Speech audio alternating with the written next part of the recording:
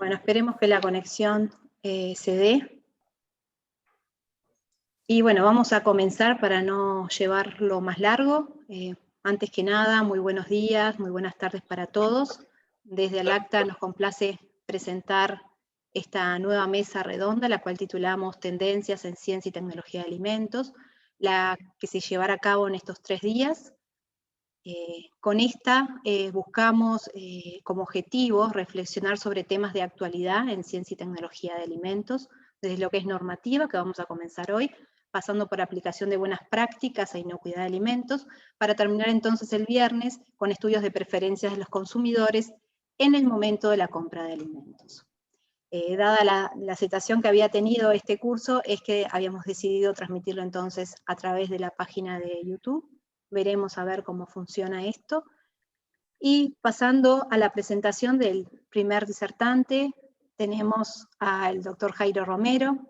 Él es ingeniero de alimentos, magíster en educación, experto en gestión de riesgos de inocuidad, en asuntos científicos regulatorios de alimentos y en fortalecimiento y modernización de sistemas públicos y privados de control de alimentos.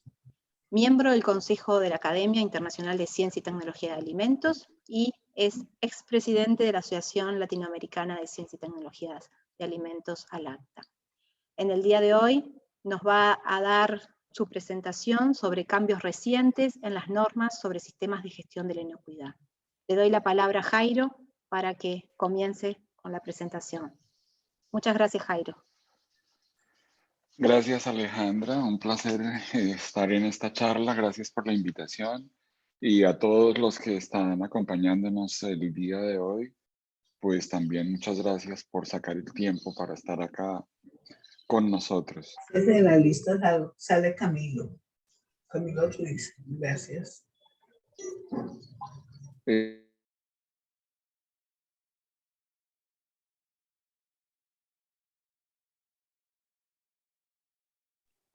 Jairo, ¿puedes prender tu micrófono?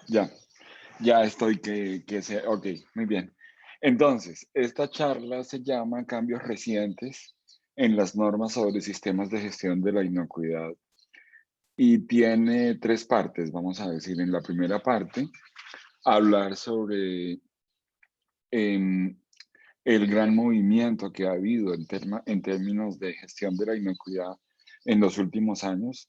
Todas las organizaciones de referencia internacional han tenido que ver, han hecho cambios en sus requisitos y eso es algo súper llamativo. En segundo lugar, hablar un poco sobre acerca de hacia dónde se mueven, hacia dónde se están moviendo estos cambios, que me parece que es necesariamente hacia la armonización. Me parece que todos los modelos y todos los organismos de referencia están intentando alinearse alrededor de unas ideas. No es que se vayan a fusionar, me parece, no en el corto plazo, pero están alineándose inclusive los públicos y los privados, lo que me parece interesantísimo. Y al final, pues bueno, como que un énfasis en cuáles son las áreas de cambio que más, digamos, impactan la industria de alimentos a partir de estos movimientos que se han dado en los últimos años. Como digo, son 5 años o ya casi 6 de gran movimiento en sistemas de gestión. Quizá el primero de los cambios que vale la pena destacar es la publicación final del Reglamento de Controles Preventivos de la FDA que sucedió en 2016. Después de eso, en 2017, vino un reglamento de la Unión Europea que implicó algunos cambios de enfoque en los controles a lo largo de la cadena alimentaria. En 2018, la organización ISO publica la nueva versión de ISO 22000, actualizando la norma que no ha tenido revisiones desde su publicación en 2005 para adecuarla a la estructura de alto nivel que tienen todas las normas de sistemas de gestión ahora en ISO. Después, en 2019, a finales de 2019, el Comité de Higiene del Códex finalmente logró sacar adelante una modificación del Código de Buenas Prácticas Higiénicas o de Principios Generales de Higiene y su anexo de HACCP. El Comité de Higiene del Códex había estado procurando por varios años hacer esta actualización, no había podido, había habido muchísimo debate, muchísimo ir y venir, pero finalmente en la reunión de noviembre lograron sacarlo adelante y enviarlo a la Comisión del Códex. Entonces el documento aparece ya oficialmente como la revisión 2020 del código que se publicó por primera vez en 1969. En el mismo 2020, la GFCI hizo un cambio en los requisitos para todo, tanto para los organismos de certificación como para las empresas certificadas. Hubo unos cambios grandes. De hecho, para empezar, cambiaron la forma de nombrar el documento que antes decía versión 7, ahora se llama versión 2020, y lo primero que querían era como especificar el año en que había sido publicada.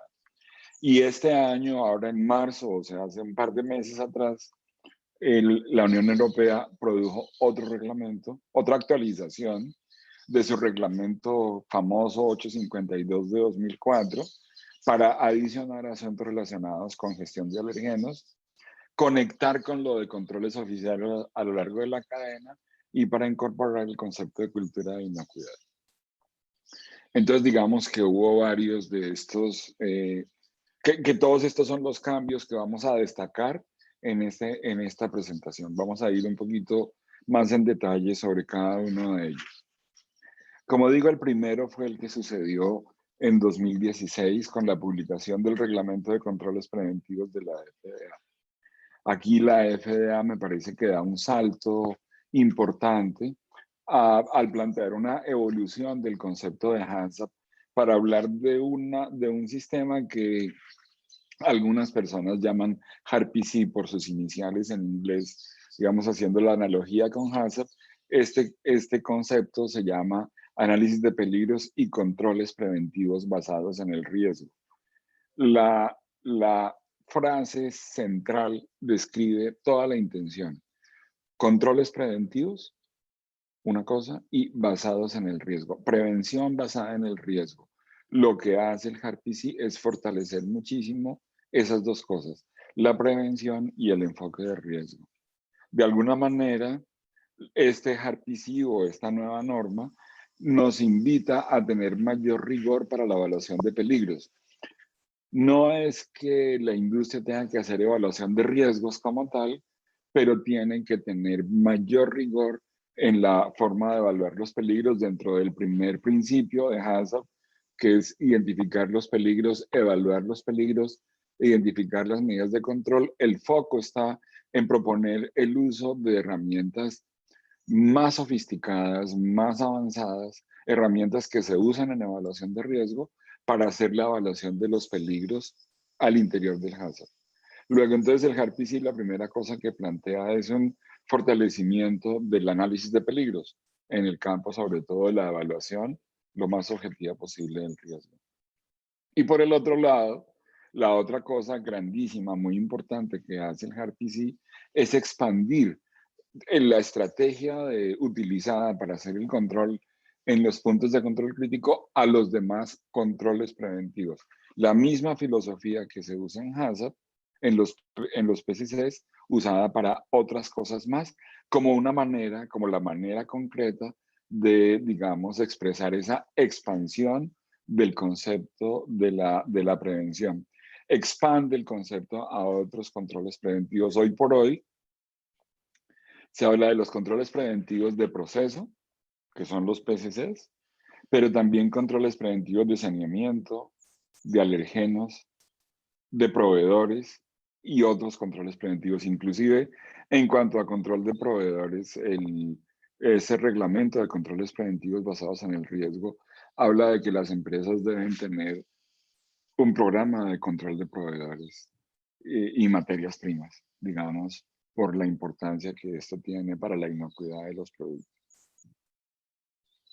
La filosofía, como digo, que se utiliza para los controles, para los controles preventivos es esencialmente la misma de los PCCs, solamente hicieron unos pequeños cambios en la terminología.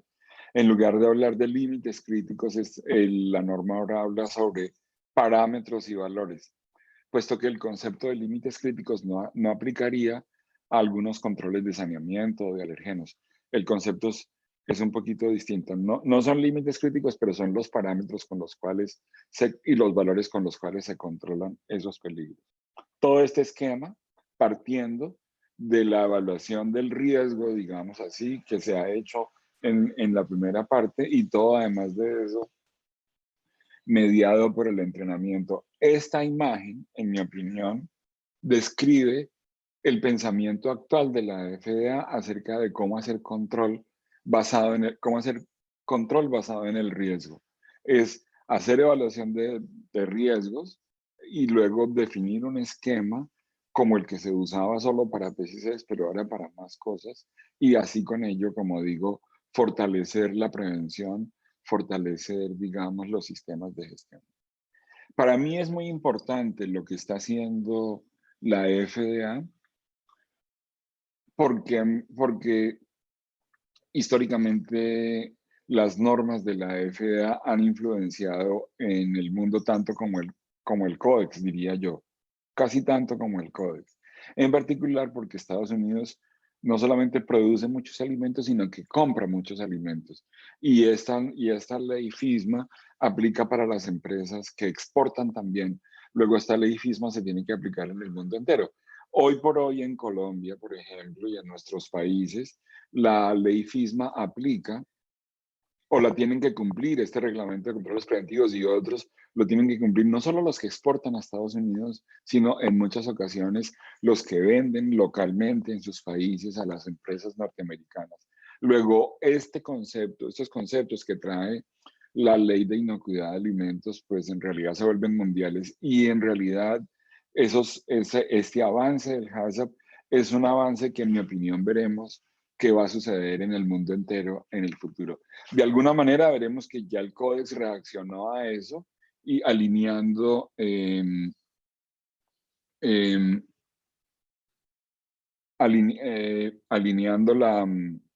alineándose un poco con este reglamento, ya lo vamos a ver. En principio, todo el mundo se está alineando alrededor de esta. Me parece que la FDA marca la pauta técnicamente en lo que se hace, y como sus requisitos son obligatorios, pues eso impulsa a más gente alrededor del mundo a utilizarlo.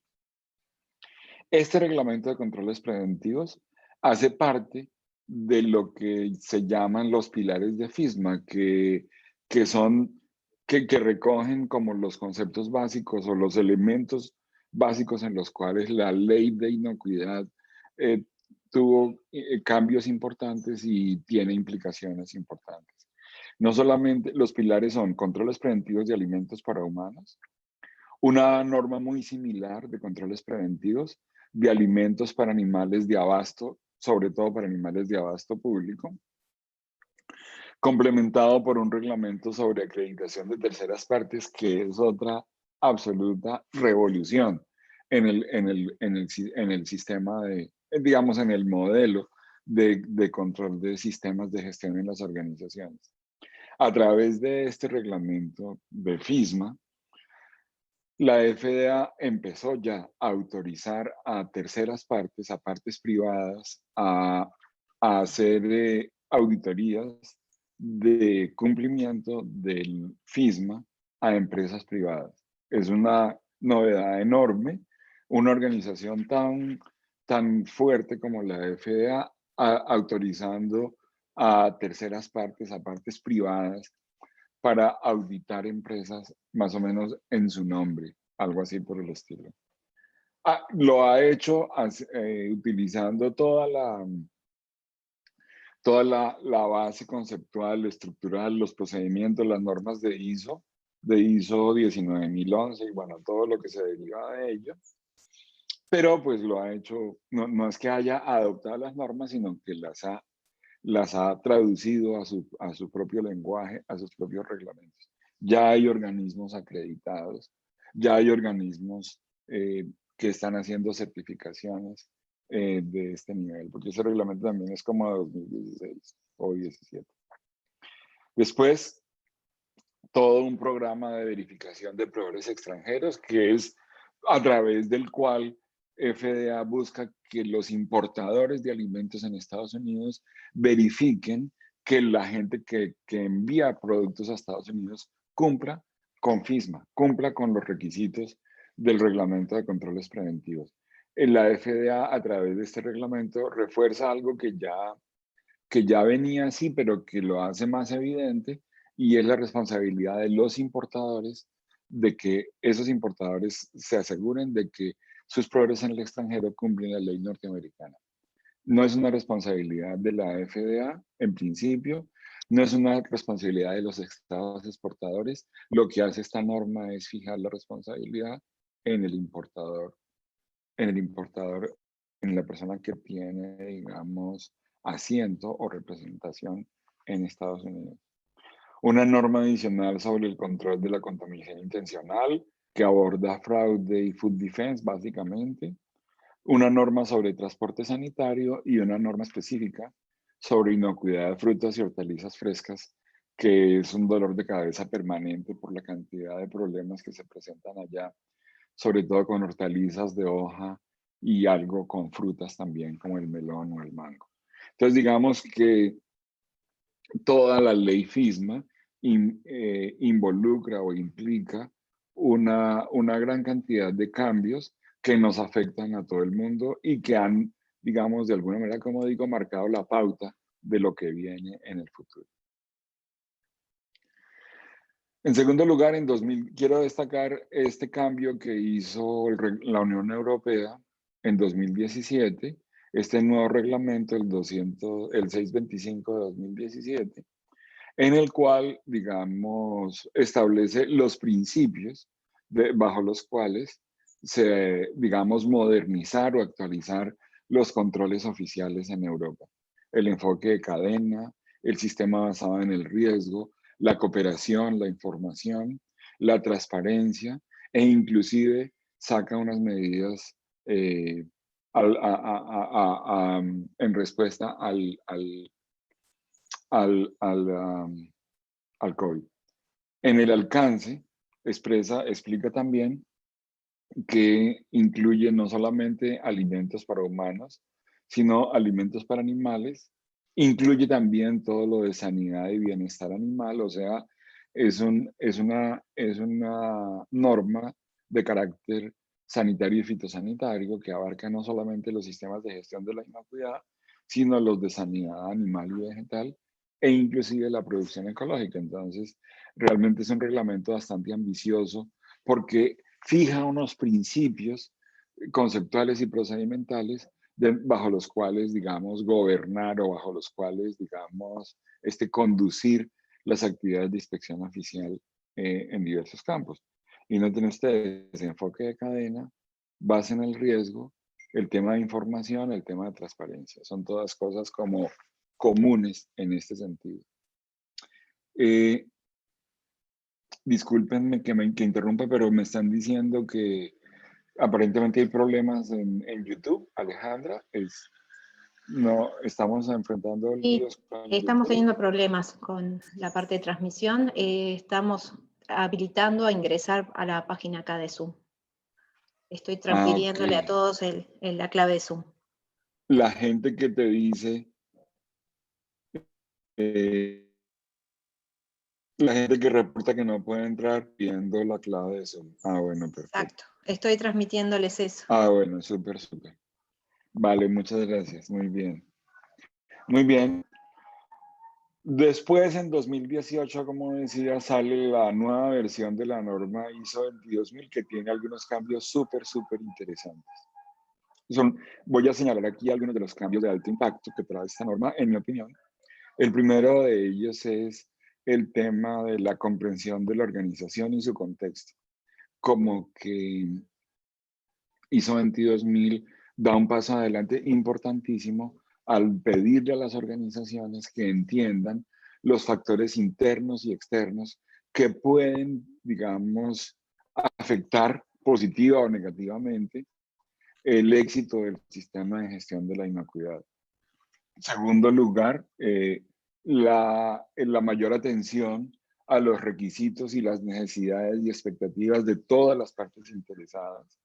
Estas dos cosas hacen que, o invitan a las empresas a prestar mayor atención al entorno, análisis del entorno interno y externo, tener como un radar acerca de lo que está pasando, y lo vamos a conectar en un momento con esto. Indudablemente, esto lo que nos lleva es a tener una visión más estratégica de la inocuidad, que es otro de los cambios importantes asociados a la norma en este momento.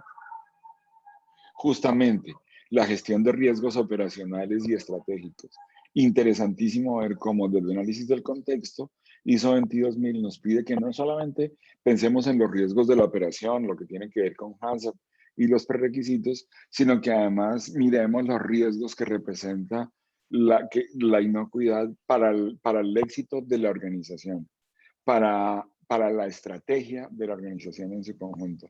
Porque ISO 22000 desde el comienzo, 2018, dice es importante que el sistema de gestión de la inocuidad se incorpore a los procesos del negocio.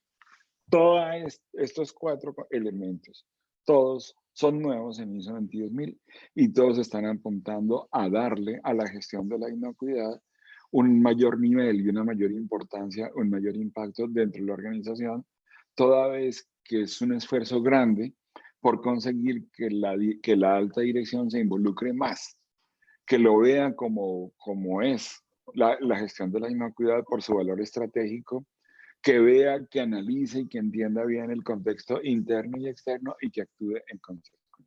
Son cambios cruciales, en mi opinión, que van en la dirección de darle a la gestión de la inocuidad la relevancia que a veces las organizaciones no logran ver. Adicionalmente, la ISO 22000 también plantea mayor énfasis en el liderazgo y el compromiso de la dirección. Todo el tema del liderazgo y compromiso ha tenido grandes modificaciones para parecerse más a lo que se hizo en ISO 9000, de manera que se nota a la gente de ISO tratando de conseguir esa cosa difícil del liderazgo y el compromiso de la alta dirección, que sabemos son cruciales para tener un buen sistema de gestión de inocuidad. Después, la adopción del enfoque de procesos, el doble ciclo PHBA que hay en la norma ISO 22000, que están todas esas normas de gestión, pero que lo han enfatizado muchísimo en el caso de la ISO 22000. La aplicación del PHBA, o sea, es la promoción total de este ciclo que ya tiene 60 años de haber sido lanzado y está más fuerte y más importante que nunca. La importancia de que manejemos todo por la vía del ciclo PHBA, toda la gestión de procesos. Y la otra cosa que también es, digamos, nueva es todo el arreglo, el fortalecimiento del sistema de seguimiento, medición, análisis y evaluación, que engranan con lo de mejora continua, pero que implica mucho más que eso y hace un sistema mucho más robusto en estos asuntos que son los que realmente permiten mejorar los sistemas.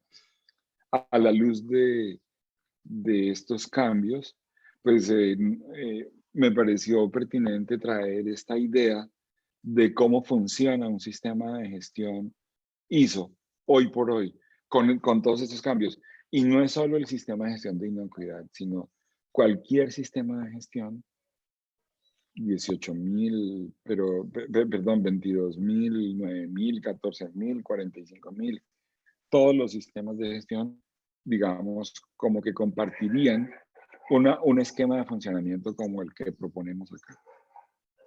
La idea se trata de que a través de análisis del entorno y de la revisión del contexto de la organización y de las partes interesadas, la organización comprenda, entienda bien cuáles son los intereses de las partes interesadas, los requisitos relativos a los productos y el proceso, y los factores de cambio que plantea el contexto político, legal, económico, ambiental, tecnológico, social, el contexto en todos sus aspectos.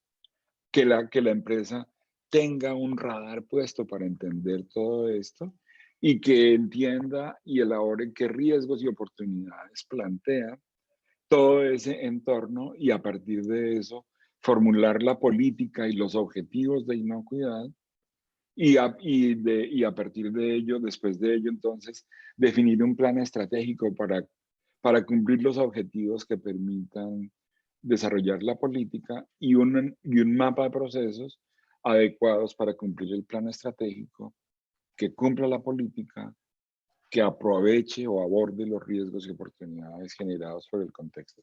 Esa lógica me parece espectacular y me parece que está inmersa en la nueva versión de del modelo de gestión de ISO, como digo, en diversos ámbitos.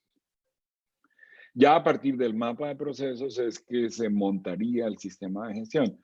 Un sistema de gestión que permita gestionar los procesos del plan estratégico para cumplir los objetivos, etc. Con todos sus elementos. Un sistema de gestión tiene personas, otros recursos, procesos y procedimientos que les permiten obtener productos o servicios. A esto, pues no solamente hay que darle evidencia, sino además de eso, todo el seguimiento a través de indicadores y, bueno, toda la serie de herramientas que permitan planificar e identificar los cambios que haya lugar. No solamente los indicadores, digamos, o los datos que salgan de la misma elaboración de los productos o los servicios, sino además todos los datos y toda la información que se puede recoger a través de los mecanismos de validación, verificación, auditoría, evaluación, revisión, todo esto que puede involucrar cambios en el mapa de procesos, en el plan estratégico e inclusive en la política de inocuidad. Me parece que esta nueva visión de los sistemas de gestión es crucial entenderla. A mí me parece muy importante que la gente no se pierda o no se quede en el requisito, en el detalle del requisito, que es importante y hay que tenerlo en cuenta, pero digamos que no se pierda la visión general de cómo funciona un sistema de gestión. Un sistema de gestión no funciona a partir de registros, digámoslo así, sino es mucho más amplio que eso, como lo sugiere este gráfico que es hecho por un colega y, bueno, que de hecho algunos pequeños ajustes, sobre todo de forma a este mapa preparado por un colega, Germán Cañón. Después viene lo que pasó con el Códex. Como decía, el Códex produjo en 2019 una nueva versión del documento de buenas prácticas con el anexo de HACCP, que está codificado como Códex, como el Código 1 y la revisión 2020. En este documento me parece que vale la pena destacar 6 novedades. Una de ellas, hay una sección completa dedicada a la relación entre BPM y HACCP. Me parece súper interesante, ya voy a hablar más de eso. Después, una formulación de principios generales que no existían, no había una formulación de principios generales de la gestión de la inocuidad. Como hasta el año 2000 no había un enunciado de los principios de la gestión de la calidad, y en el año 2000 ISO los plasmó en la versión de ISO 1000 del año 2000. Y nosotros no teníamos había una serie de principios, no sé qué, pero no habían sido enunciados unos principios de gestión de la inocuidad que los puso el Códex en este documento. Vamos a verlos. Énfasis en los elementos claves del sistema de gestión, mayor nivel de detalle. mayor nivel de orientación acerca de cómo se elabora un plan Hazard. Me parece muy interesante ese anexo de Hazard, como que recoge muchas experiencias, muchas lecciones aprendidas desde que es Hazard, y entonces como que destaca los asuntos que hay que hacer para tener éxito y también las cosas que hay que evitar, el tipo de errores que vale la pena evitar para poder tener éxito en la implementación de Hazard. Quinto, una cosa fantástica sobre la cual volveré también, que es el tema de que este documento aborda el asunto de la cultura de inocuidad, una cultura de inocuidad positiva. Y sexto, una cosa que me alegra también es que retira el árbol de decisiones para la identificación de PCC. Me parece fantástico porque, en mi opinión, que sé que es controversial y que suscita siempre muchas dudas, en mi opinión, el árbol de decisiones eh, ha creado más confusión que aclaración del concepto nuclear esencial del HACCP. Y yo voy a volver sobre ese punto un poquito más adelante, porque en mi opinión, vamos a decir, árbol de decisiones es un poquito diferente y es como bien interesante entenderlo desde una perspectiva distinta a esa especie de camisa de fuerza que me parece que es que era el árbol de decisión. En relación con este punto sobre la relación entre buenas prácticas y Hazard, es uno de los puntos que más debate o más polémica causó en el Códex, y una de las razones por el momento que no sale, porque no se han puesto de acuerdo en cómo describir esto que se ha aprendido en relación con la relación entre BPM y Hazard. En el documento nuevo aparecen que las buenas prácticas son la base y que HACCP, pues digamos, requiere de las buenas prácticas, pero que es lo que permite enfocarse en el riesgo precisamente. Y después el término que causó tanto debate es esto. El Codex reconoce que aparte de las, digamos que en adición o en complemento de las buenas prácticas generales, de los principios generales de higiene, hay unas buenas prácticas que dice el Codex que pueden requerir una atención especial. Las llamo así. Aclarando que los peligros significativos que no se puedan controlar con buenas prácticas se deben abordar en el plan Hazard.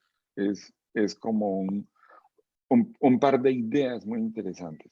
Estas buenas prácticas que pueden requerir atención especial son las que en ISO 22000 se llama programas prerequisitos operacionales. Básicamente, prerequisitos o prerequisitos operacionales. El Códex no quiso llamarla prerequisitos operacionales, no quiso llamarla controles preventivos, porque no quería alinearse o casarse con un modelo en particular, sino ser un poco más universal. Y al final la única expresión de consenso que lograron fue buenas prácticas que pueden requerir atención especial. Y bueno, la otra aclaración importante de que hay una parte de los peligros que son controlados por las buenas prácticas, otros por estas buenas prácticas especiales y otros que necesariamente deben ser abordados por el HACCP. Normalmente, todos los procesos de alimentos menos que complementen las buenas prácticas. Los principios son estos 8 principios. Digamos, yo los he estado mirando. Me parece un poco extraño llamar a algunos de ellos principios. Me parecen más como requisitos, pero está bien enunciarlos. El enfoque preventivo, la conciencia de los peligros, me parece súper interesante. En general, bueno, no me voy a detener en ellos, pero decirles que ahí están y interesante que los lean y que los utilicen. Utilizar los principios, no irse en las normas, no irse directamente a los requisitos, sino revisar toda la parte conceptual que soporta el esquema de requisitos que las normas implican. Otros asuntos destacados en el documento del Códex, digamos, la atención que ha recibido la contaminación física y química, más allá de la microbiológica, que siempre ha sido el interés de todos. La inclusión del tema de alérgenos alimentarios, que no estaba en el Códex anterior. El tema ¿se acuerdan ustedes los 12 pasos del Códex? Están ahora ampliados, comentados, como decía, con base en las lecciones aprendidas en los últimos años. Y muy interesante, un anexo de comparación del tipo de medidas de control entre EPM y HACCP, como decía antes, por el interés del Códex de describir mejor la relación entre buenas prácticas y HACCP, que es algo fundamental. Hablarles ahora acerca de los cambios que sucedieron en la GFCI. Como decíamos, en 2020, la GFCI sacó un nuevo paquete de requisitos que involucran básicamente 4 documentos o 4 tipos de documentos. Un cuaderno sobre los requisitos sobre el proceso de benchmarking, otro sobre los requisitos para los dueños de los programas de certificación, los requisitos ya para las empresas que se van a certificar, y un cuarto documento es el glosario de términos.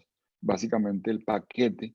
Paquetes son como 18 o 20 documentos, porque los requisitos de los estándares son varios libros, pero en general son estas 4 partes las que componen el paquete de requisitos de la Global Food Safety Initiative.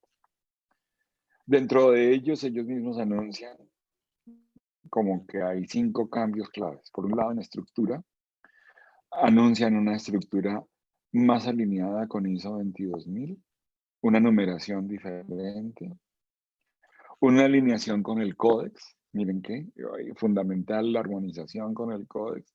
GFCI se preocupa muchísimo de no contradecir nada de lo que dice el Códex, sino más bien de acoger todo lo que el Códex dice.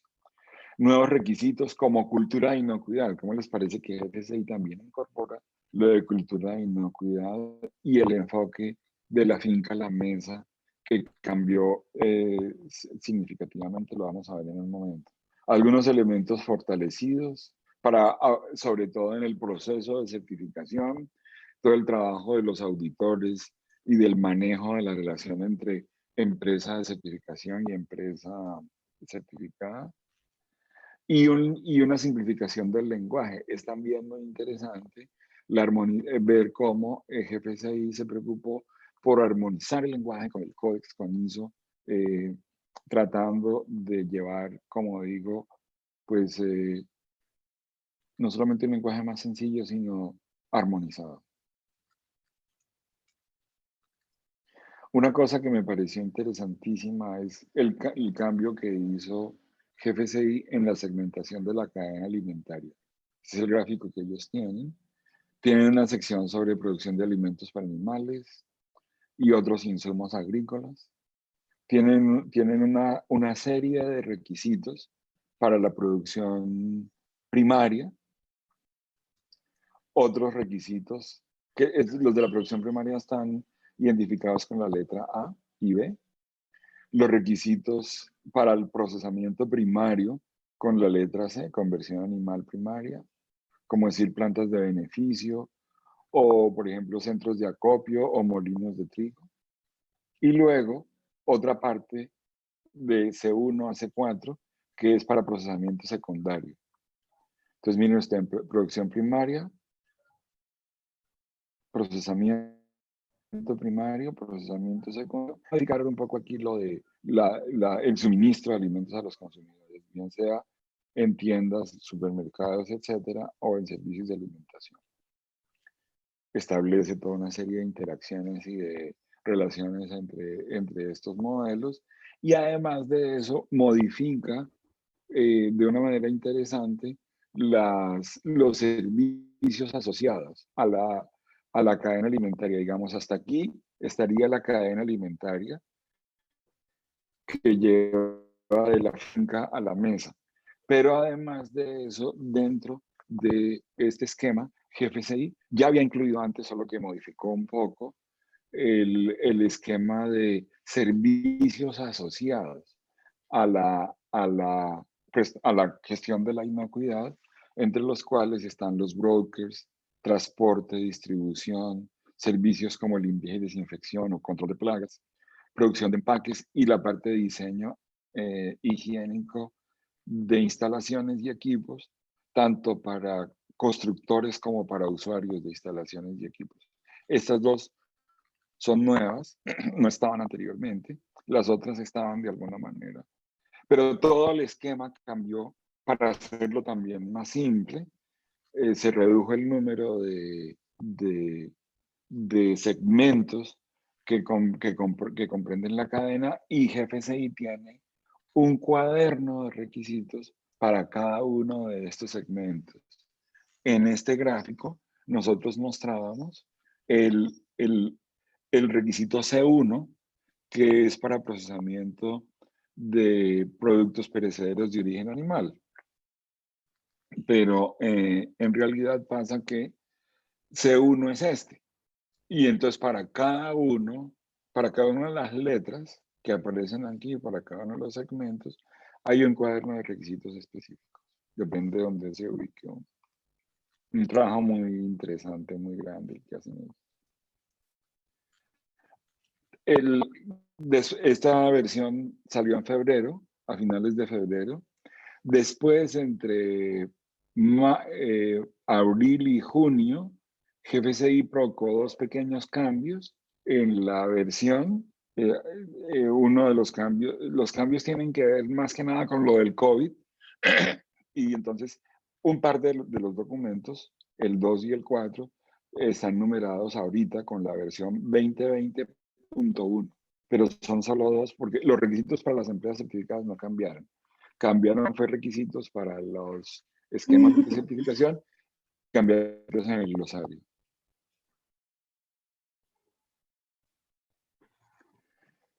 Después tenemos en este recuento de cambios, el más reciente, vamos a decir, que es el cambio en la legislación 852 de la FDA, que es el marco general de buenas prácticas y hazard, digamos, o de autocontrol que tienen en la Unión Europea, como dice aquí, para incluir asuntos relacionados con gestión de alergenos, la redistribución de alimentos y la cultura de inocuidad.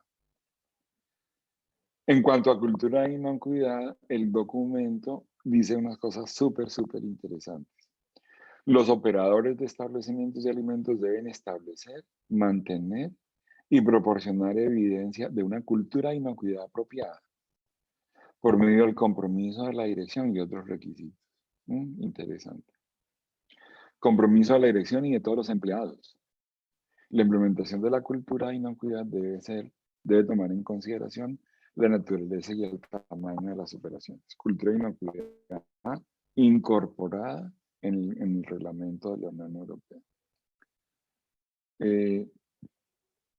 Luego aparece desglosado cuáles son los requisitos que implica el compromiso de la dirección, muy inspirados en ISO 9000, 18000, 22000, perdón, pero bueno, tiene sus pequeñas particularidades. Hemos recorrido los cambios que ha habido en los últimos 5 años en el Códex, la FDA, la Unión Europea, GFCI e ISO. Todos enfocados en el sistema de cuidado. Me parece que una característica fundamental de estos cambios es el que están marchando hacia la armonización.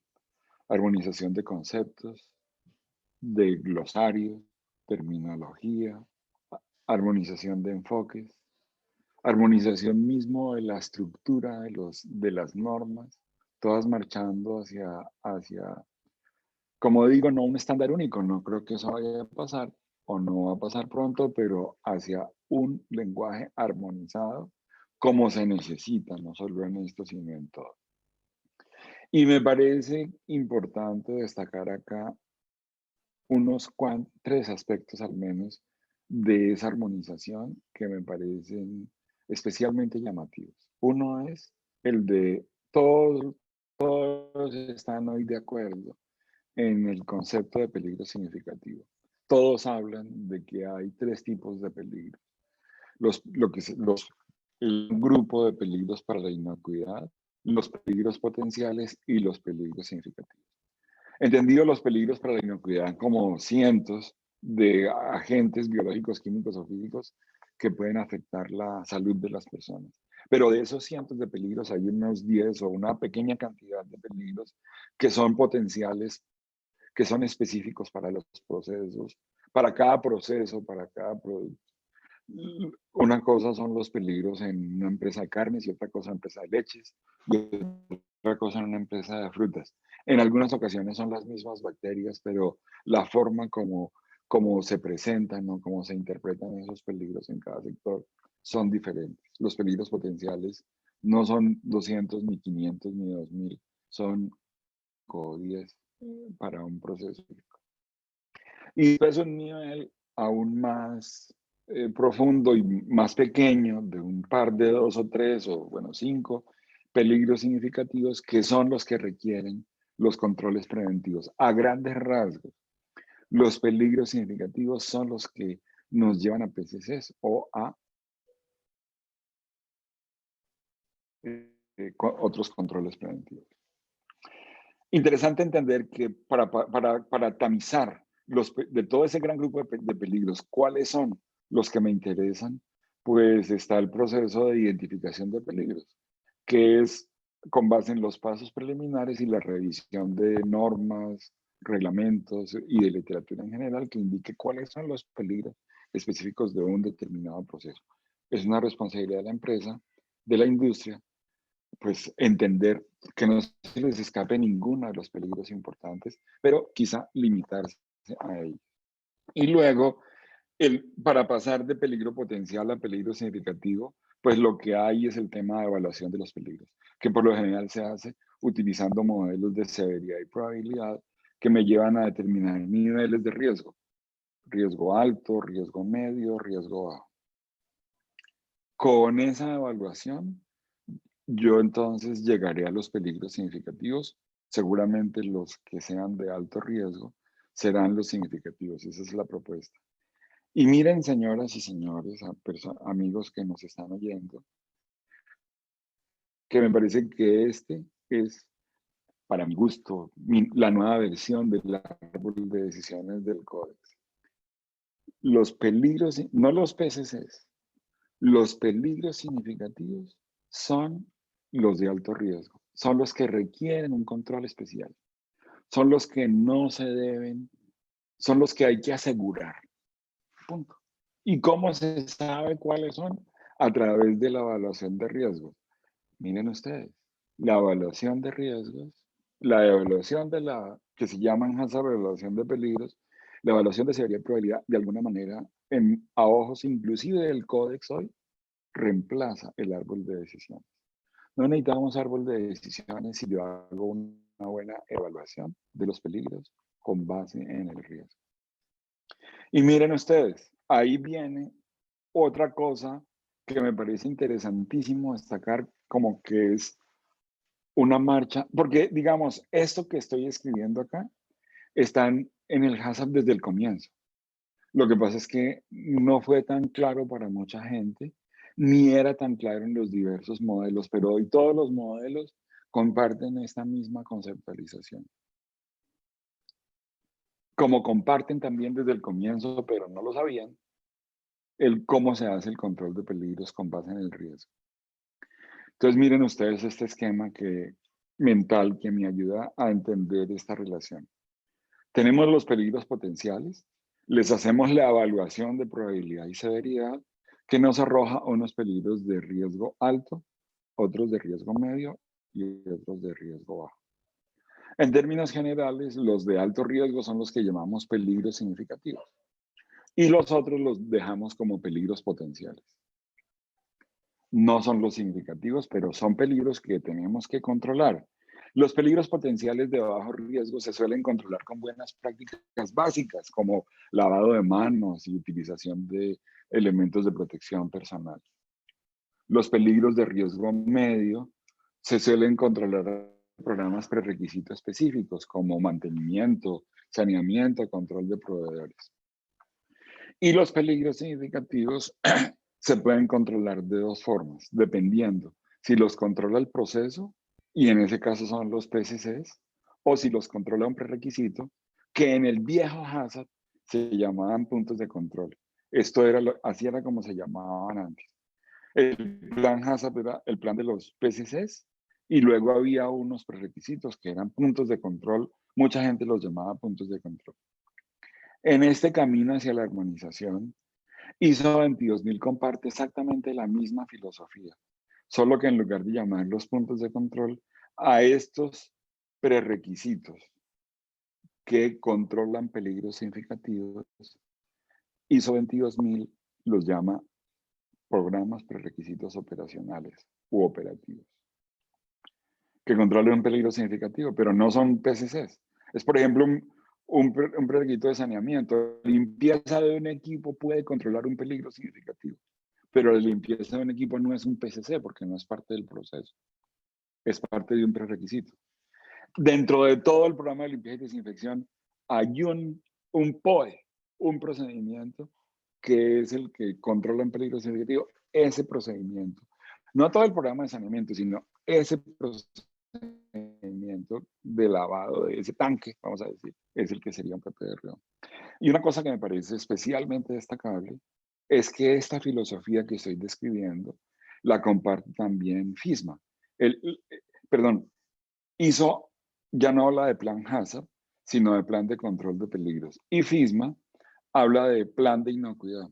Es la misma filosofía, pero con otro nombre. El plan de inocuidad no habla de prerequisitos operacionales, sino de controles preventivos. Pero la filosofía es la misma.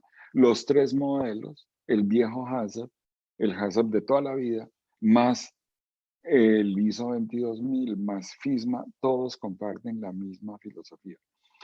La compartían desde el comienzo, pero la gente no lo entendía de esa manera, ni era tan explícito como lo es ahora. Por eso me parece de la mayor importancia de resaltar este camino hacia la armonización. Miren ustedes, si uno compara la terminología del códex de ISO 22000 y de FISMA es muy, muy similar. Hay pequeños cambios en las palabras, pero en todo caso los componentes son los mismos. La terminología es la que puede variar un poco. En HACCP tenemos PCCs, en ISO 22000 PCCs y PPROs, y en FISMA todos estos se llaman controles preventivos. Estamos básicamente teniendo los mismos enfoques con ligeros cambios de nombre. No es que sea tan fácil que vayan a cambiar los nombres pronto, pero miren que conceptualmente están súper, súper alineados. Y el tercer asunto que quiero destacar es uno que me emociona muchísimo, que es el tema de cultura de inocuidad. Cultura de inocuidad es un tema que empezó a mencionar hace unos años Frank Llanas, un líder mundial en gestión de inocuidad. Hace unos 15 años atrás Llanas empezó a hablar. Él escribió este libro, si mal no estoy, en 2010, 2009. Y a partir de ese momento empezó una cosa que hoy por hoy todo el mundo habla sobre cultura de inocuidad. ISO 22000 toca cultura de inocuidad, no con ese nombre, pero ISO 22000 plantea no solamente lo de la visión estratégica de la inocuidad que mencionaba, sino que habla sobre la toma de conciencia. Toma de conciencia como una manera de hablar de cultura, como una manera de referirse a la cultura de inocuidad. Es básicamente eso. Toda la gente en la organización debe tomar conciencia de su papel. GFCI también sacó un documento sobre cultura de inocuidad en 2018, diciendo, miren, nosotros le hemos prestado atención a muchas cosas, pero no a la cultura de inocuidad. Y entonces saca un documento que define, que me parece muy interesante, propone una definición de cultura de inocuidad como el conjunto de valores, creencias y normas compartidas que influyen en la forma de pensar y el comportamiento en relación con la inocuidad de alimentos a todo lo largo y ancho de una organización. Una definición súper interesante, súper bien lograda y que marca un norte de para dónde ir en ese sentido. Después GFCI establece, porque esto es de 2018, en el modelo 2020, GFCI establece un requisito específico sobre cultura de inocuidad, que si ustedes lo leen se parece mucho a lo que dice el reglamento de la Unión Europea. Suministrar evidencia del compromiso de la dirección para establecer, implementar, mantener y mejorar continuamente el sistema de gestión. El elemento debe incluir comunicación, entrenamiento, medición del desempeño.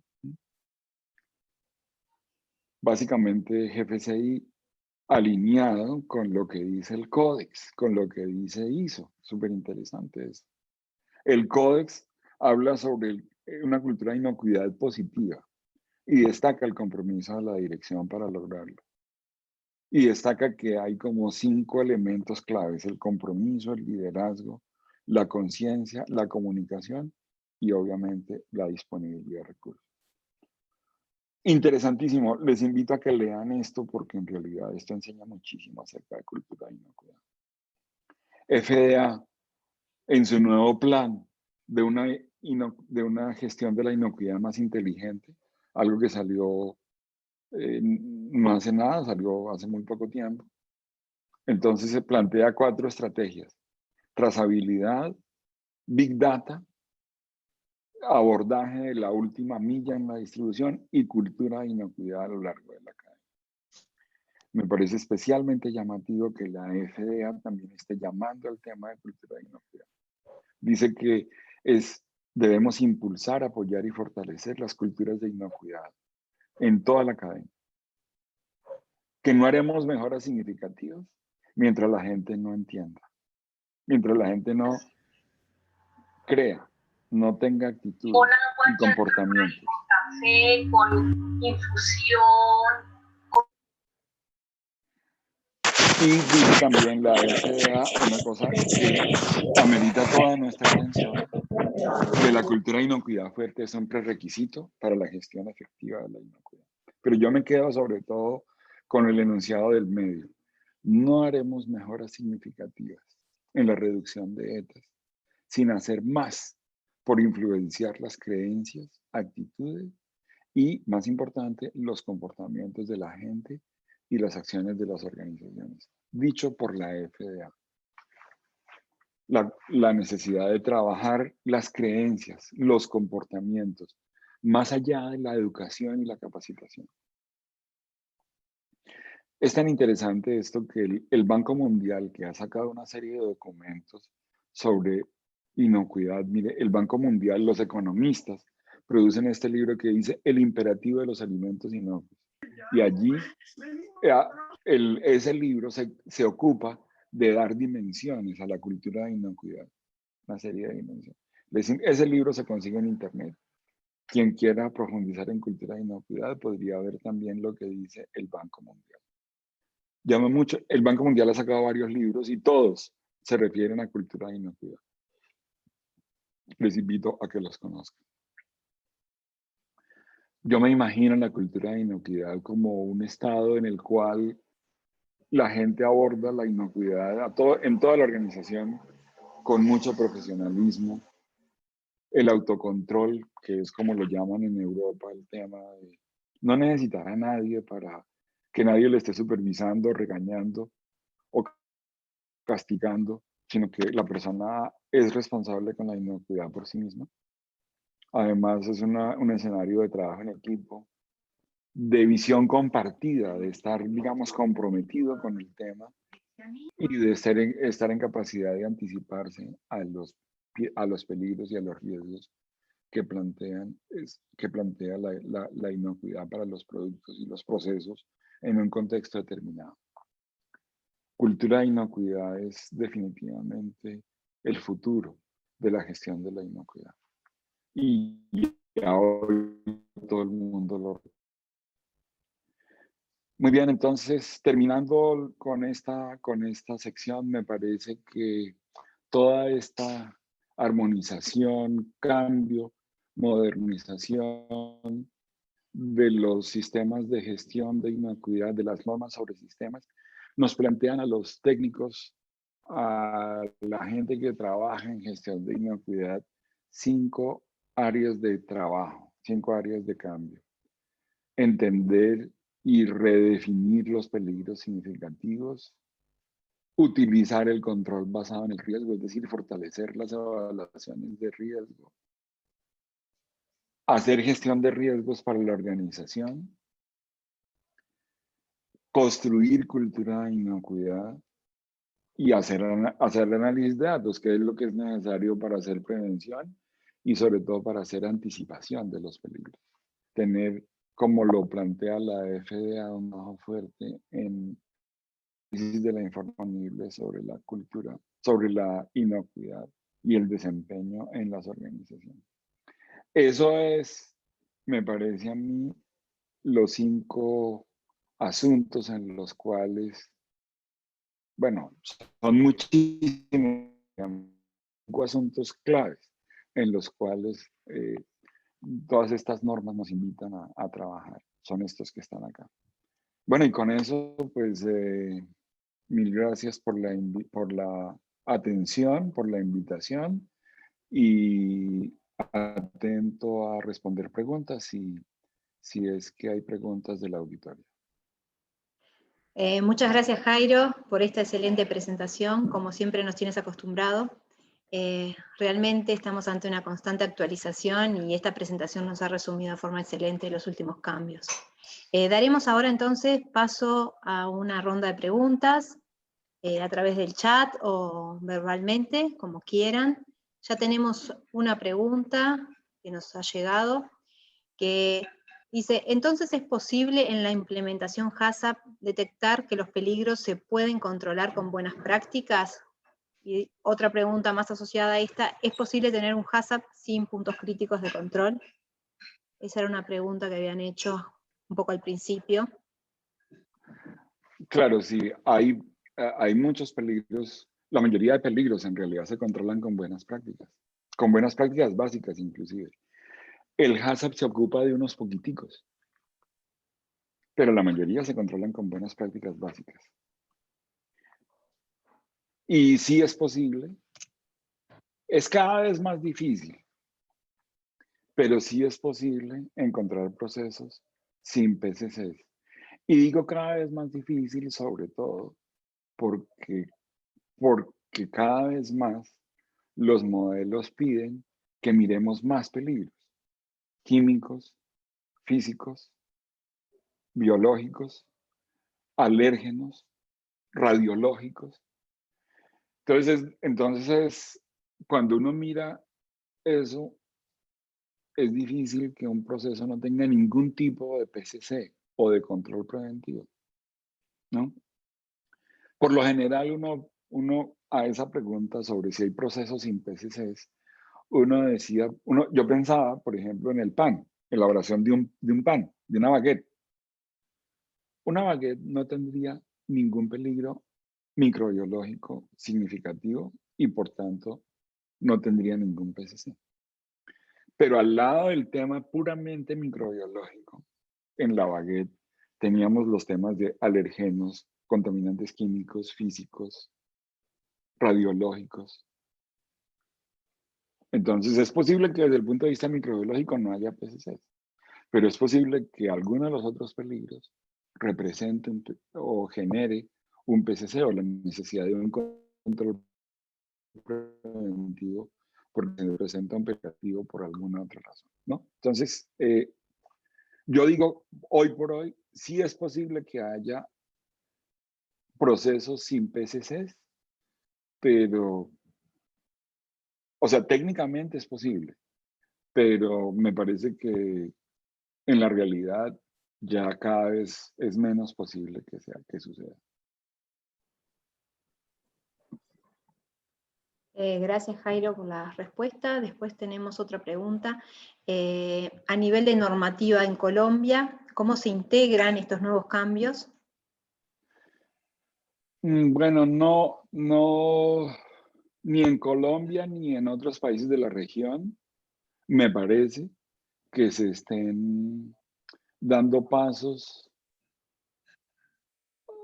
porque me parece que la mayoría de organismos de control en la región están centrados ahorita más en rotulado nutricional, y como que les está ocupando más eso, aditivos, OGMs, pero como que no están tan enfocados ahorita en los requisitos para los sistemas de gestión.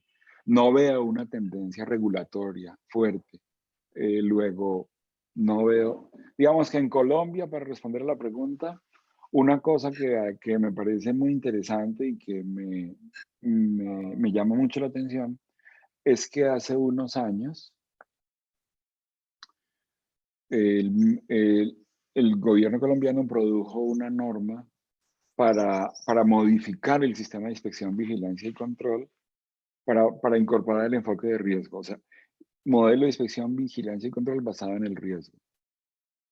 Ese sería como el más llamativo de los cambios en ese sentido. Algunos países han cambiado un poco su norma HACCP, ¿cierto? Algunos países han oficializado normas técnicas HACCP, pero no veo una gran actividad y no veo, por ejemplo, a ninguno de nuestros países incorporando lo de cultura de inocuidad. No lo veo. Ojalá que lo hagan y que lo hagan muy pronto. No los veo, por ejemplo, en Colombia, fortaleciendo trazabilidad, que, que es un esfuerzo que están haciendo varios países. Quizá Chile y Argentina, bueno, y Uruguay, y Brasil, tienen cosas interesantes en trazabilidad, sobre todo productos de exportación. Pero en general son cosas aisladas, así digamos, cambios integrales rotundos, como los que está haciendo la Unión Europea. No, francamente, desconozco, no los he visto, y si alguien los conoce, que nos los cuente porque no los tengo presentes.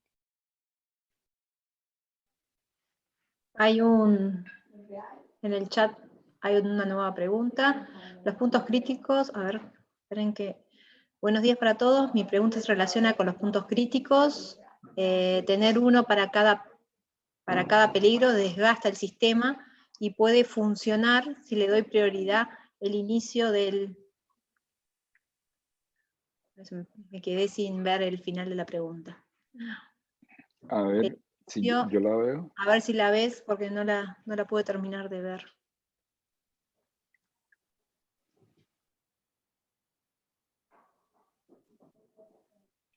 No la veo la pregunta. ¿Estaba más atrás o qué?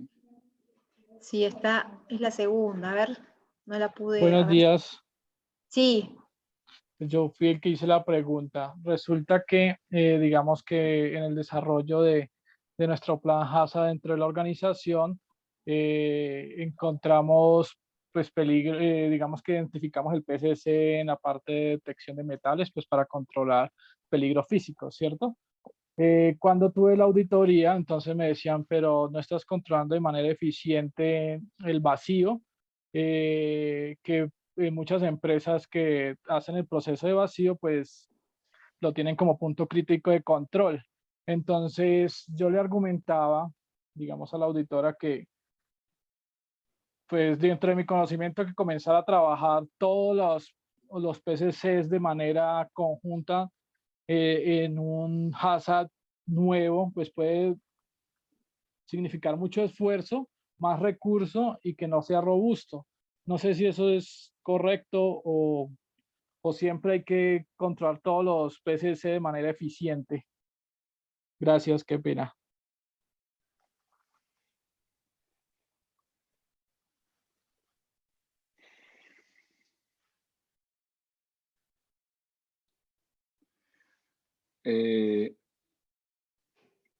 A ver, voy a responder según entendí el planteamiento, que es complejo, pero me parece que lo que está planteando Camilo es la implementación de HACCP paso por paso.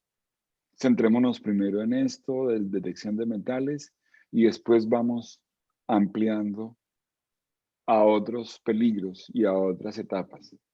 ¿Ese es el planteamiento, Camilo? Sí, señor. De ir paso a paso. Ese es un planteamiento y ese es un enfoque bastante acertado, me parece a mí. Solo tiene un inconveniente. Es decir, es un enfoque acertado y yo estoy de acuerdo de que uno tiene que ir paso a paso y tiene que ir haciéndolo paso a paso, solo que eso puede tener un inconveniente. Y es que si usted no controla, puede tener dos inconvenientes. Si usted no aborda otros peligros significativos, además en el ejemplo, la detección de metales, si usted no aborda otros peligros significativos, primero, es posible que los productos no sean inocuos al final, porque no está controlando eso. Pero segundo, no va a ser posible que usted obtenga una certificación.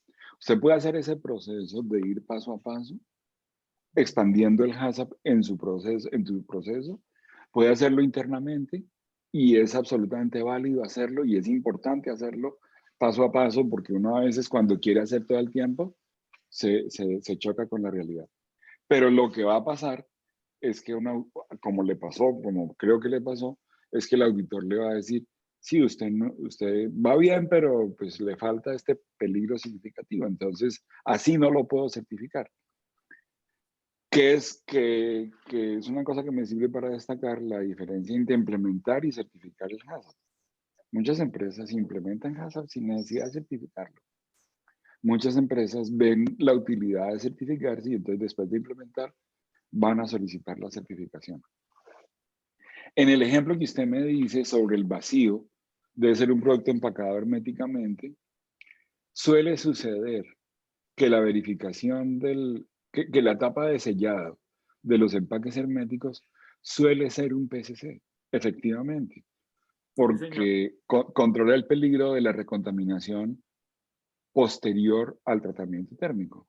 Entonces, suele ser que sí, que lo es.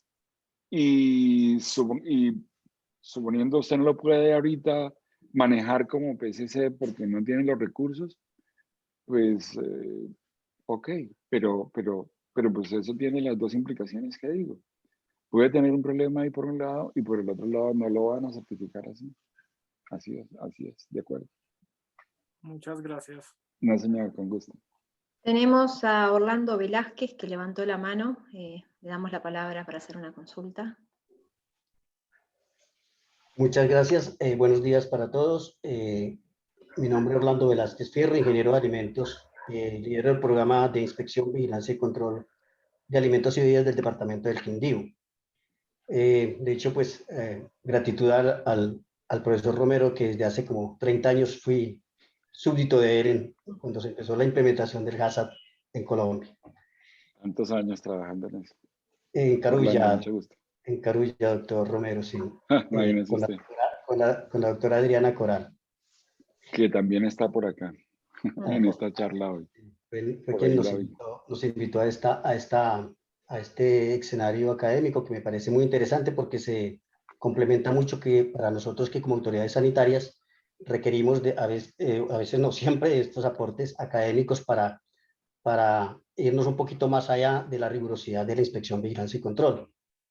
Y de hecho allí nosotros estamos encontrando espacios, digamos, en el proceso normativo del país, hemos avanzado muchísimo y de hecho pues con el modelo de inspección, vigilancia y control que se definió a través de la resolución 1229 del 2013 y que aterrizamos en el país mediante la resolución 2674, nos ha permitido a nosotros ir un poco más allá en todo el fortalecimiento normativo del país con enfoque de riesgo, pero también orientando estrategias de comunicación, que es allí donde creo que empatamos muy bien para nosotros en el tema de la cultura de la inocuidad y de la cultura del consumo de alimentos en el país, porque allí tenemos muchas debilidades como país.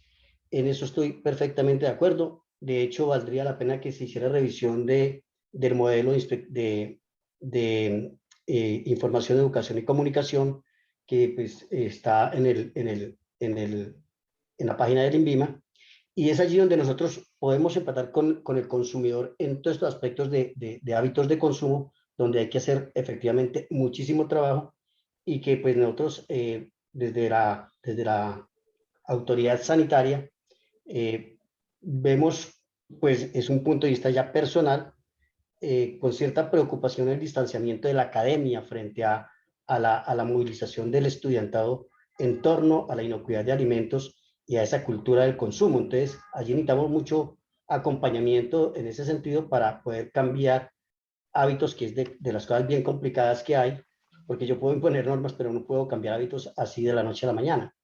Entonces, en ese sentido, me parece que el comentario va a que, al llamado a la academia, sí, a que de alguna manera se integre de pronto un poco más, es, como le digo, es crítica personal, que pues lo de uno de los escenarios de los estudiantes cuando habla con ellos, donde el conocimiento normativo y el conocimiento de estrategias de información, educación y comunicación frente a la inocuidad prácticamente son nulas.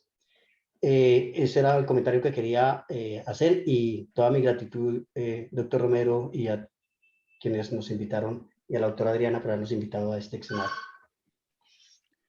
Muchas gracias, Orlando, muy amable, muy interesante. Y sí, me parece que como lo destacaba usted y como lo rescataba Arabela Molano en el chat, la resolución 1229 pone de presente este sistema de inspección basado en el riesgo, el modelo de IBC basado en el riesgo, que es un paso adelante importante en Colombia, y yo sí creo que el INVIMA y las entidades territoriales de salud en nuestro país han hecho un trabajo interesante de virar al enfoque de riesgo, y la industria aquí lo reconoce.